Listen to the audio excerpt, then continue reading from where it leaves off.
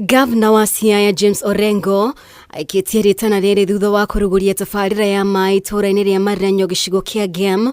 Orengo agĩũkĩrĩra mũtongoria wa bũrũri nĩguo korwo agararĩte mawatho matiganĩte kuma rĩrĩa oire ũtongoria.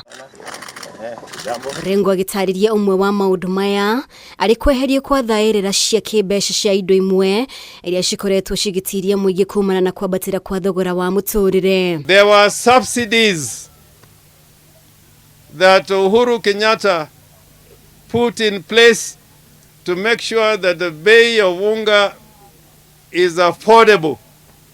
Those subsidies were removed. That is why the cost of living is going up. And there were many measures taken to make life bearable to the ordinary citizens. Kũringana na gavana wa Siaya, gatiba ugite nĩ wĩigĩrĩrĩki wa thirikari ĩrĩa ĩrĩ wathani-inĩ kũhũthĩria muingi mũtũrĩre, no thirikari ya Kenya Kwanza ĩkoretwo ĩgĩka mũgarũ noguo. One of the things that the Constitution of Kenya says that we must make the lives of our people better. We must make the lives of our people better.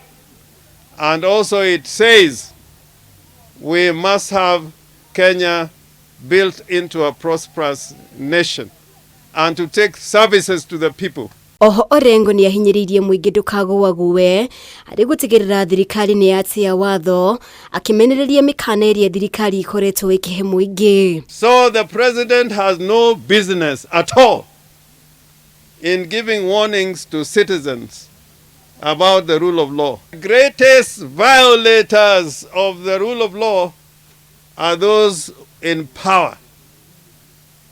Nobody in Kenya is above the law,